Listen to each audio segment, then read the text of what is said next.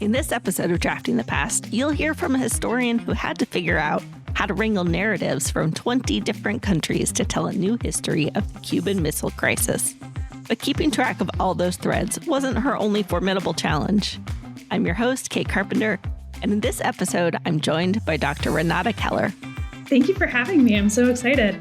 Dr. Keller is a professor at the University of Nevada and historian of modern Latin America. She is the author of 2 books, Mexico's Cold War, Cuba, the United States, and the Legacy of the Mexican Revolution, and her newest book, The Fate of the Americas, the Cuban Missile Crisis and the Hemispheric Cold War. I was eager to talk with Renata about how she grappled with the wide-ranging source material for The Fate of the Americas, but I also wanted to talk with her about another challenge, writing a book while dealing with the isolation of new parenthood, the struggle of postpartum depression and anxiety, and the exhaustion of balancing parenthood and research. In this conversation, you'll hear how she made space for herself and her writing, both physically and mentally, while working on her book. Here's Dr. Renata Keller. I think my trajectory is just kind of random. It's me following my curiosity. So one of the reasons I chose my graduate advisor, Jonathan Brown, was I really liked the variety he had in his work. And I think I've kind of copied him in that. My first book was about Mexico and Cuba and how the Cuban Revolution kind of kicked off Mexico's Cold War. And then in a small part of that book, I talked about the Cuban Missile Crisis. And then, someone just invited me to expand on that. And I said, oh, great idea. And I was just curious, right? I wanted to know how other countries responded to the Cuban Missile Crisis. It wasn't something I had really planned. It was just following, again, that curiosity and being willing to expand beyond my comfort zone. So after writing that book, I was pretty comfortable with Mexico and I had to push beyond that. And it was an opportunity to learn about other countries and other places and people. And so it was following my curiosity and also just following my love of travel. It was a good excuse to go a lot of places and get to know a lot of different communities that I hadn't been experienced or hadn't really been exposed to before. So yeah, I think just kind of following where the stories lead me. How have you seen yourself as a writer throughout that trajectory? I think I've become more and more interested in people and places and storytelling as I've gone through my career. I think at the beginning, especially in graduate school, we're all taught to focus on argument, which is important, obviously, and to a lesser extent, theory and theory building and things like that. And I think as I go along, I like to read stories more and I like to write stories more. And so I've gotten a lot more invested in learning about specific people and their actions and their mindset and their decisions and specific places. And I think I just like that more. I've become more accustomed to being like, I like this, I don't like that, and comfortable with saying that and embracing what I like. So tell me, when and where do you do your work? 2 main places. So when I'm working from primary sources, and usually I have my notes from my primary sources on my computer, so that gives me more flexibility. And I'll spend my time writing from primary sources, mostly in my writing shed. My husband and I had built a shed in our backyard, just a basic tough shed that we then had someone outfit as a nice space. And so it has a desk and a sofa and most importantly, windows that look out onto the backyard so I can see like what season it is and, look at changing weather and look at the trees and the air and the sky. So I like to be in that space. That's my favorite writing space. It's very peaceful and I can be at home, but away from home at the same time. But when I need my books, I write in my office and at work. That's where all my books are. And I find, especially when I'm writing things like about context, about different places, I will need my other books a lot more. And that's also a nice place to write. So I don't mind going into the office to write there. Is there a specific time of day or week or year that you like to do your writing? Mornings are best for me. And I find it easiest to do initial writing when I have time off. I have a difficult time kind of squeezing real writing into the semester. I can do editing, which is great. I can do that while I'm teaching, but I find it easiest to write things that are fresh, either during summer break or winter break, or if I can get fellowships or sabbaticals, then that's when I do most of my writing. And when I do get those breaks, I just try and write all day as much as I can. How do you like to organize yourself? I have a couple ways. I'm not as organized as I could be. I'll admit that. But I do use Zotero for everything. My husband and I often kid that if Zotero crashed or disappeared, we would probably just quit our jobs. But I take all my notes on primary sources in Zotero. I take all my notes on secondary sources there. I put all my feedback from my peers or friends. I put my feedback in there. Everything is in Zotero. When I'm doing my research, I like to take photos and I save those in folders in Dropbox, usually labeled by the name of the archive. And then if I'm at an archive for a really long time, which wasn't the case with this book, but for my first book, I got to spend like 9 months in Mexico City, which was amazing. And because I was at the National Archive so much there, I organized those folders by the date I'd taken the photo. And then the nice thing about Zotero is whenever you put a note in, it automatically puts a date stamp. And so I was able to kind of cross-reference date stamps from Zotero with the dates in my photo files. So that's more or less my system. It could be better, but it could be worse. Where in the research process do you like to start writing? It depends. I like to try and get my big ideas out at the beginning. So with the past 2 books I've written, I've written kind of a big overarching article towards the beginning of my research where I play around with different arguments and different ways to talk about the story. And so I like to do that maybe a year or 2 into the process. I wrote my first article about my first book during my research year. So I guess that was 3 years into my PhD. And for this book, The Fate of the Americas, I wrote my first article actually only like 6 months into the research. So it was a little bit faster that time. But then for writing the book, I like to have most of the research done. And then I'll sit down and write the book.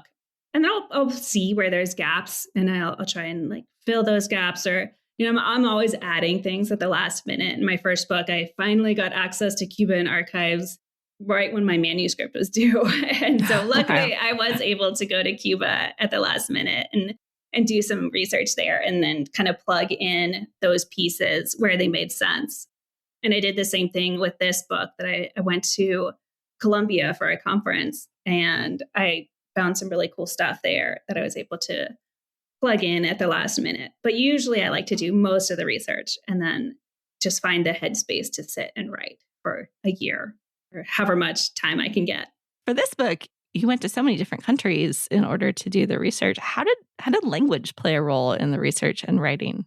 Well, luckily for me, most of the places, everywhere I went, Spanish was a predominant language. And I majored in Spanish in college. I'm not a native speaker, but I've used it a lot in my career and I've studied a lot. So that wasn't too much of a challenge. I also took 2 years of Portuguese in college as part of my Spanish major.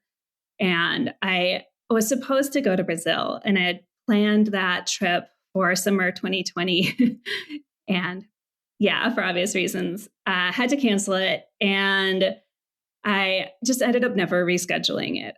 There's been some amazing work by a historian named Jim Hirschberg on Brazil and the Cuban Missile Crisis. So I was able to build off of some of what he's done. He's done an amazing job also of sharing his primary sources through the Cold War International History Project. And then also the Brazilian archivists have done an amazing job of scanning newspapers and other sources, digitizing them and putting them online. So I ended up deciding that I didn't need to go to Brazil, although it would have been nice to refresh my Portuguese. What does revision look like for you? Revision's fun. I love revision. I think it's the most kind of relaxing and creative part of it. So for me, I usually revise as I write. So every time I sit down to write something, I read, the paragraphs or pages that came before, wherever I'm starting. And I'll revise those as I go back and read them. because I like them to look pretty, and I'll get new ideas as I read them. And so I'm always revising as I write. It's not really a separate process for me. But then once I have a full first draft, that's usually when I'll start sharing it with people. My husband's also a historian, and so he's one of the people who helps me revise. I have a writing group on Zoom, and we meet once a month. So I've shared, I don't even know how many chapters of this book with them. They've been great. And so I try and get feedback from as many people as possible. And then I work off of that feedback. I share with my students. I share with anyone who is willing to read my work. And then another really useful part of revision for this book was I was able to do a manuscript workshop. I got some funding from my University of Nevada, and that allowed me to invite 4 scholars who I know to read the entire manuscript. And we met over 4 hours on Zoom.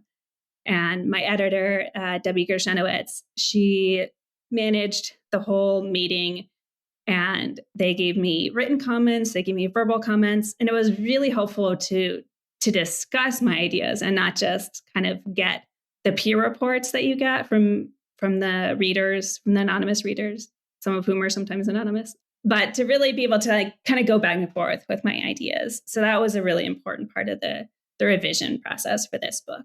Yeah, I saw in the acknowledgments that you shared an early draft with one of your classes.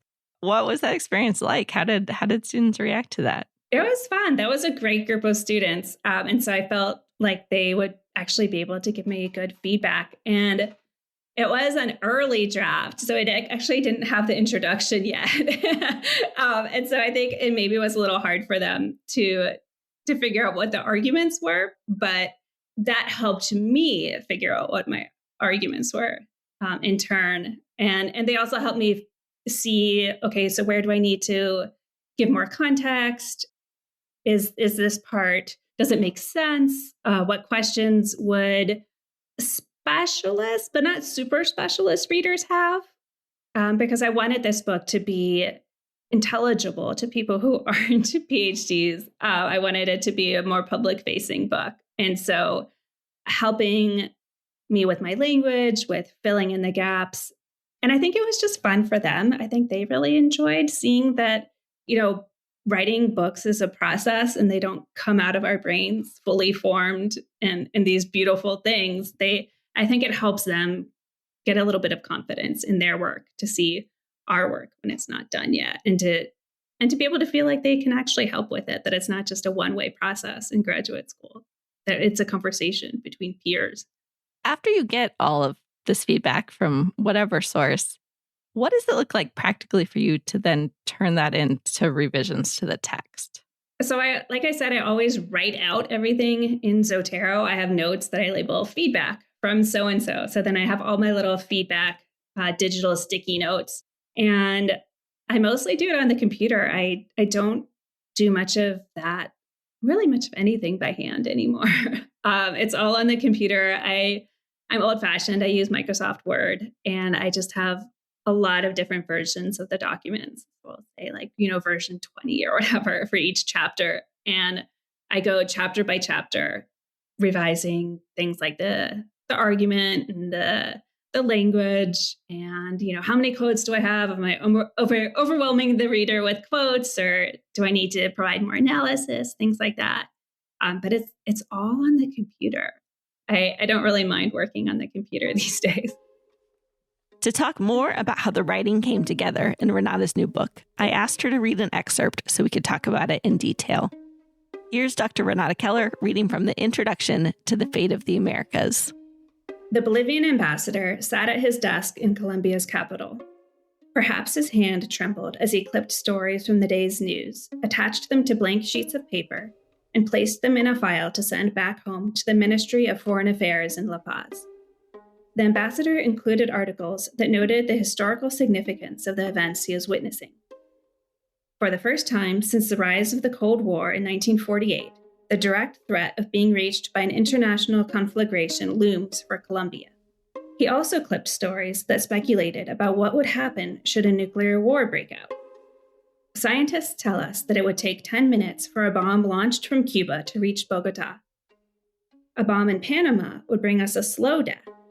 The air itself could be so contaminated that, for a time, special precautions would have to be taken so as not to inhale death. Still other articles emphasize the uncertainty of the moment. In the current circumstances, anything can happen. It is possible that while you are reading this page, the extinction of all human life on the planet is being decided. Only God knows whether the hour of the apocalypse draws near.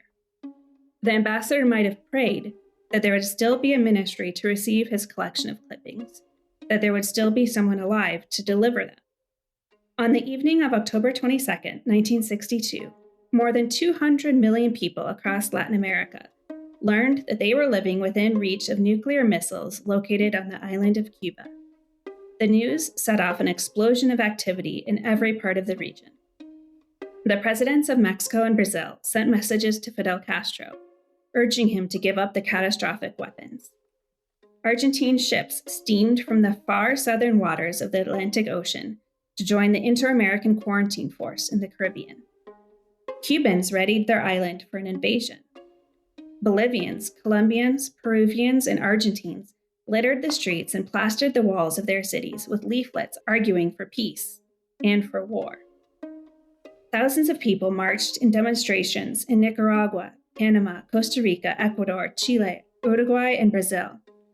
Saboteurs in Venezuela and Argentina set fire to oil fields and launched Molotov cocktails at U.S.-owned businesses, while protesters in Uruguay and Brazil battled police armed with machine guns. Bolivian demonstrations escalated into a bloody, deadly riot. Ultimately, more Bolivians than Cubans died in the turmoil surrounding the Cuban Missile Crisis. Latin American citizens and leaders, confronted with the possibility of nuclear war, refused to wait for others to decide the fate of the Americas. What went into writing this passage? So this was actually a product of happenstance. When I was in Bolivia, I went to the Foreign Ministry archive there and just started looking at any boxes they had. They actually keep the boxes from neighboring countries. They're still classified.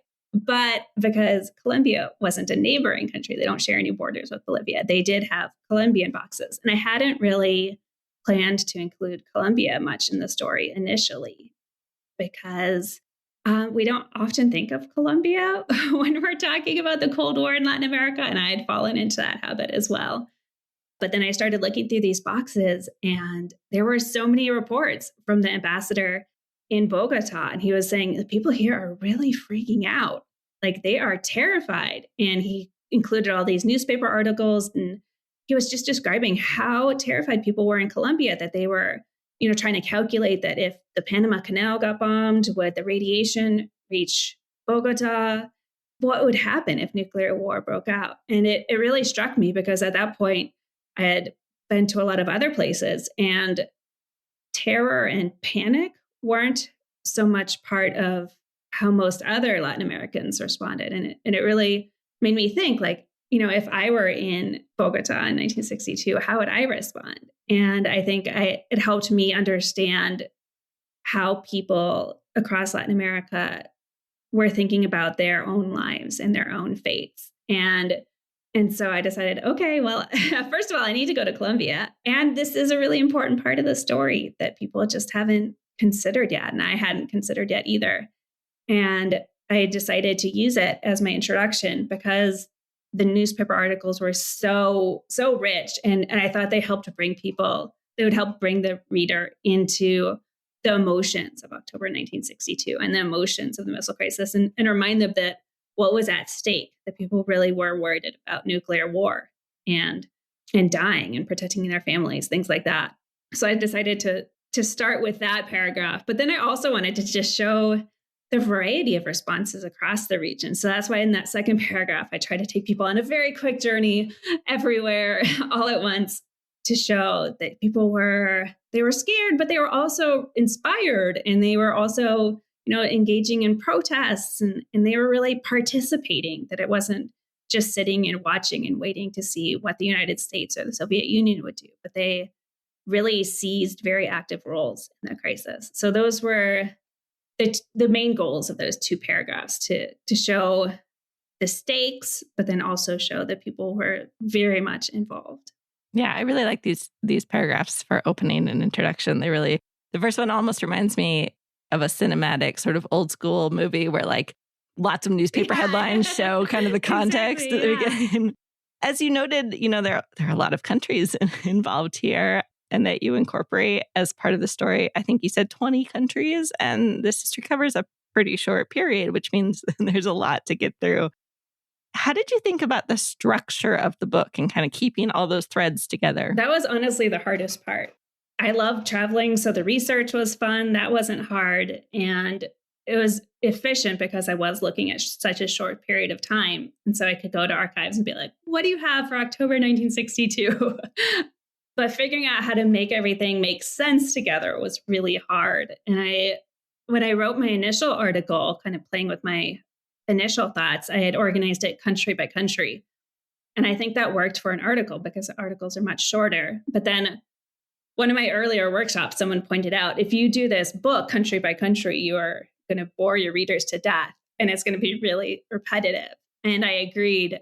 So then I decided, okay, I think it has to be chronological, first of all, because it's a story and you lose the excitement if you're not telling it chronologically, and you lose the drama and the tension. So I knew I wanted to tell it chronologically and then also thematically to capture, all these different responses. And then I decided to plug in, I guess, different countries where they made sense for the chronology and the themes. I did a writing retreat. We have a lot of historians in the family. My brother is finishing a PhD in history as well. And I visited him in New Haven for a week when I was really struggling with the organization. And we went out for pizza and actually mapped out the structure of the book on like a lot of napkins while we sat and ate, because I was trying to find that balance between showing a lot of different places, but also giving the reader enough grounding in the places that I felt were the most important. And so, yeah, it was hard. That was the hardest part of it. I want to turn and ask you a little bit of a publishing question. So this book came out with the University of North Carolina Press. It's part of a series at the Press that you are also a founding co-editor, if I believe. First of all, for listeners, what does it mean to be an editor of a series for a press? Because I know not everyone knows what that means. And this is actually the second series I've co-edited. So I've been fortunate to work with two different series. So the role of series editors is we are practitioners in the field. So we are fellow professors who've been through the process of publishing books. And so we understand it from the perspective of authors. And our role is to work with our authors, first to recruit people because we know the field really well. And so we can use our networks. We can keep an eye on who's publishing interesting articles, who's doing, cool conference presentations. And we can recruit people, reach out to authors, and then kind of shepherd them through what can be, especially for first-time authors, a very confusing process.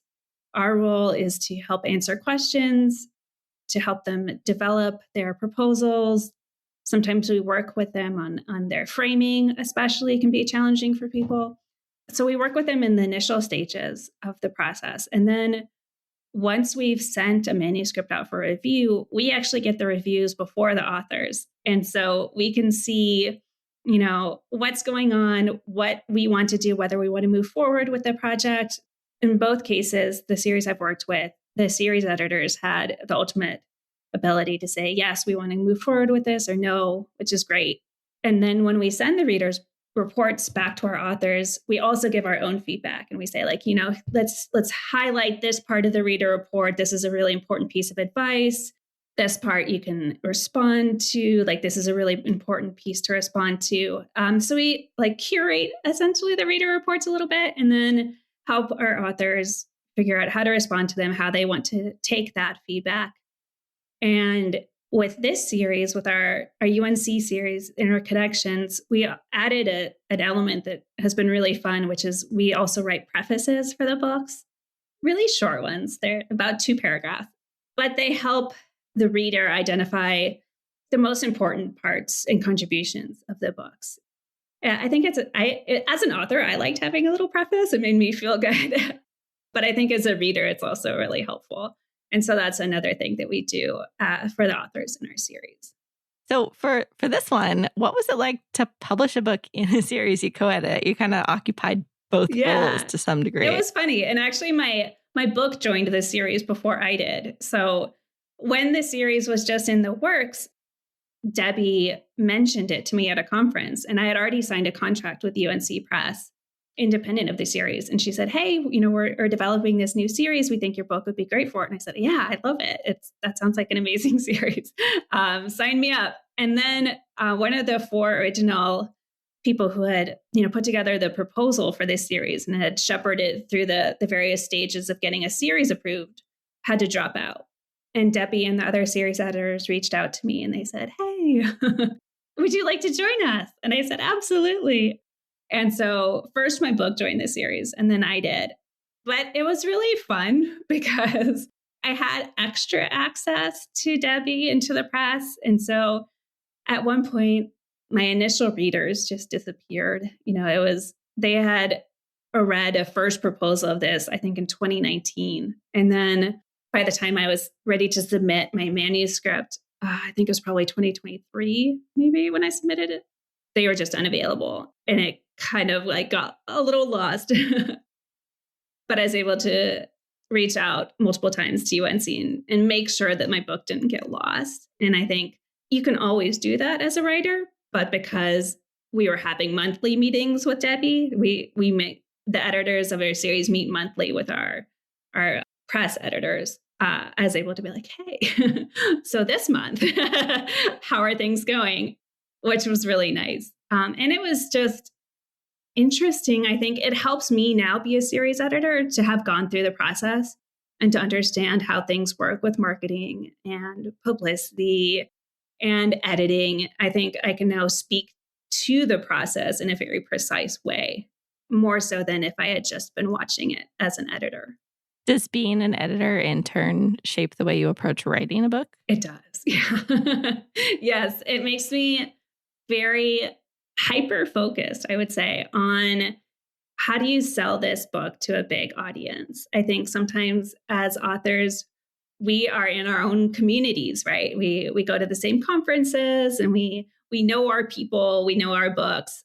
But for this series, we really want to get as wide of an audience as possible for all of our books. We want a lot of people to read them. And it's not just a money thing, but it's, it helps the series. And so I think that has made me think of what are the widest implications of my research? What are the biggest lessons? How far can I push my research to be relevant to as many people as possible?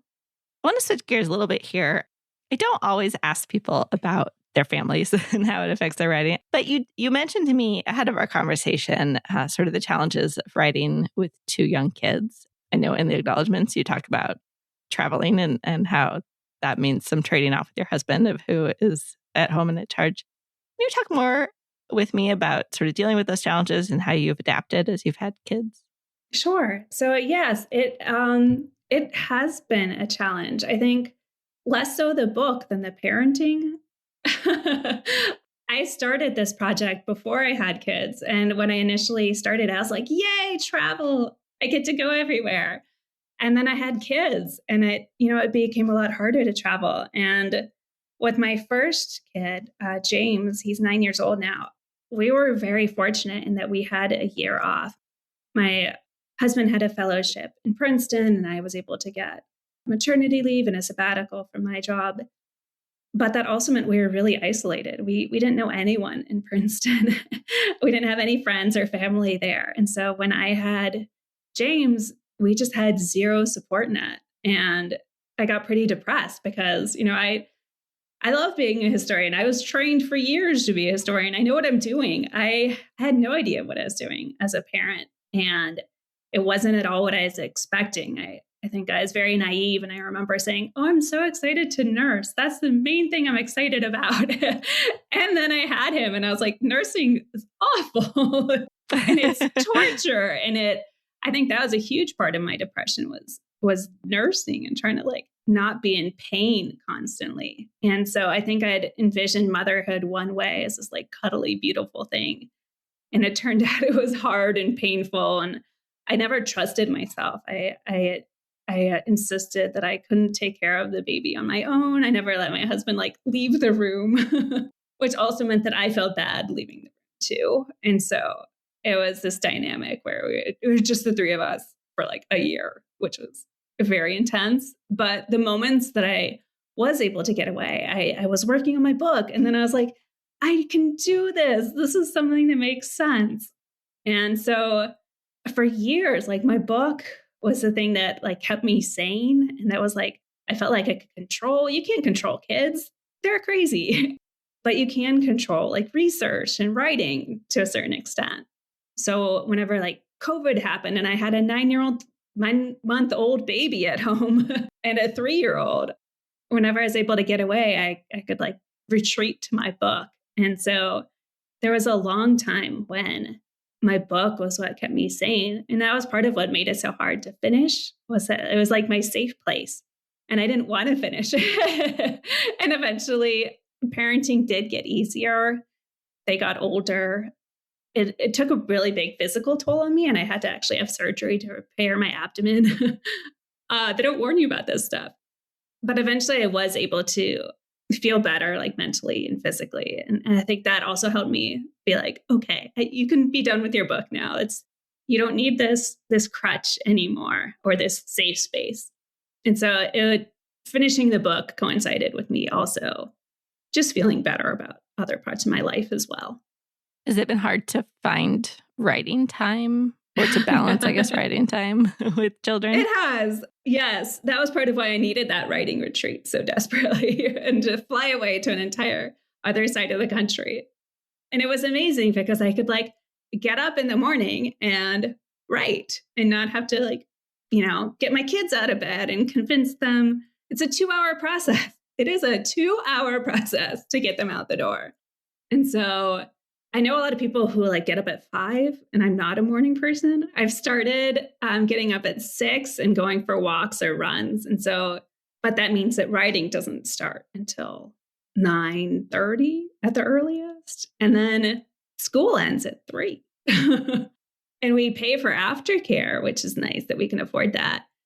But, from 4:30 to whenever they go to bed, that's also their time.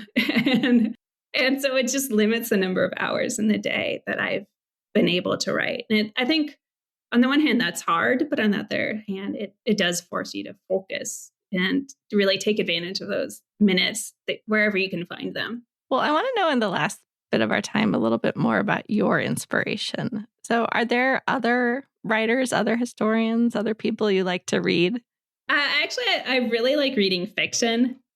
I like reading history, obviously, but when I want to relax, I read fiction. And I recently started reading novels by Silvia Moreno Garcia. She writes these like really amazing novels about Mexico. And I just finished one called Velvet Was the Night, which is about 1970s Mexico and the Cold War. And it was just really magical to see the research that I had done for my first book in novel form. And it is so beautiful. It's just an amazing story. And I love the way she writes. And then also last summer, I reread, I've always been a big Anne Rice fan, and Stephen King. I had like a kind of a different side of things I enjoy, the kind of fantasy horror stuff.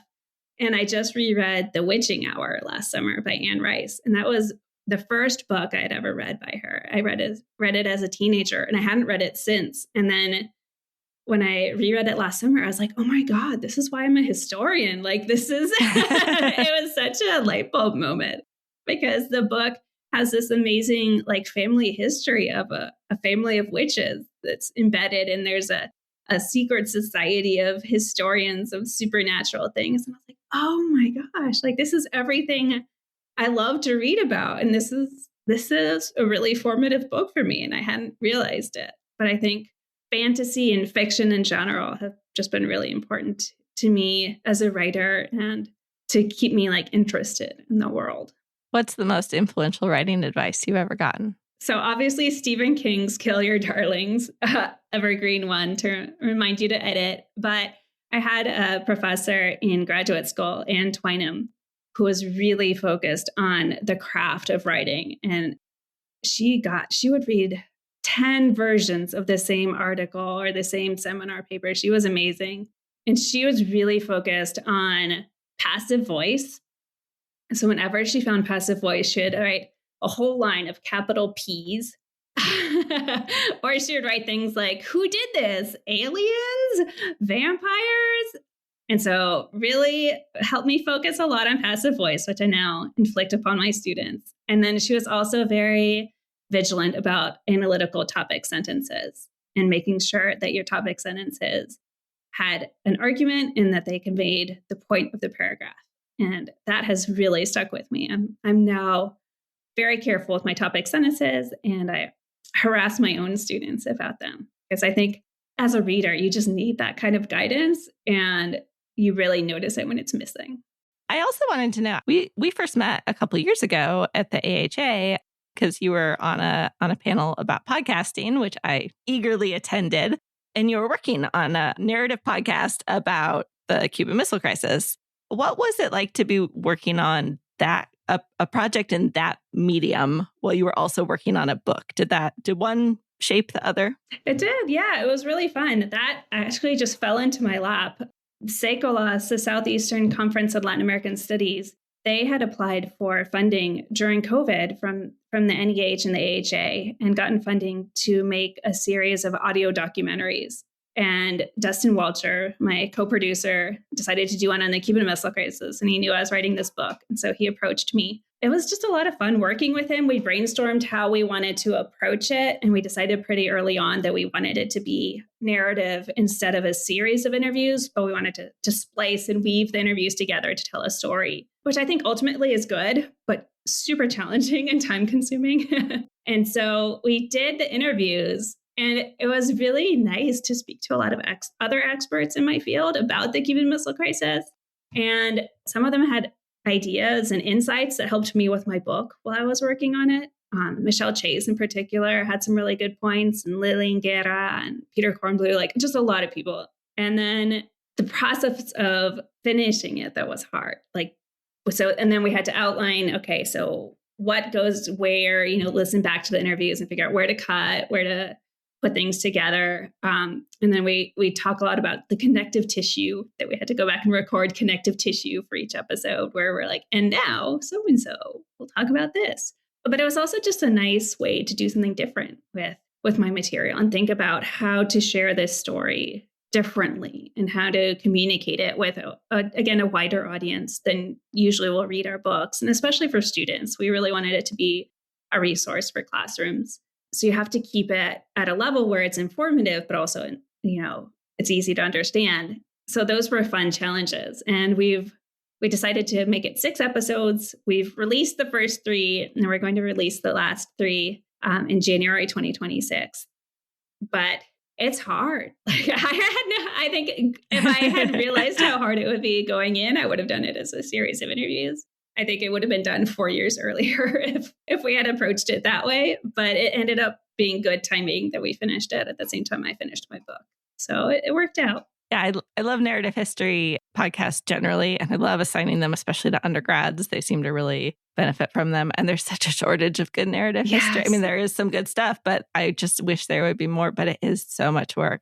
I did an interview long ago now with Abby Mullen about narrative history podcasting, and she talked about just the hours that go into a single minute of audio that people do not appreciate. So yeah, I appreciate you doing that work. And Thanks. I think that's awesome.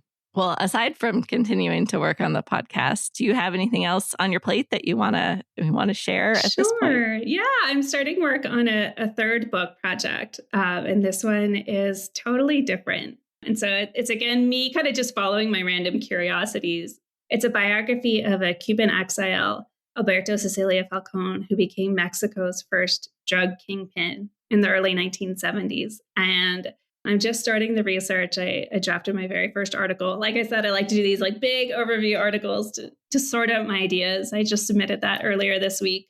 But I'm thinking of this one definitely as a trade press book. I really want to lean heavily into his story and just understanding like how he became so important. And then also he was the first target of the US-Mexican war on drugs. And he was arrested in 1975 and then tunneled out of prison. And so his story is just amazing. But I think it's also a really good way to connect the Cold War to the war on drugs. And I think it's been fun for me to learn about a different period of history, but also the one that's very closely connected to the Cold War that I focused on throughout most of my career. So that's what I'm doing now.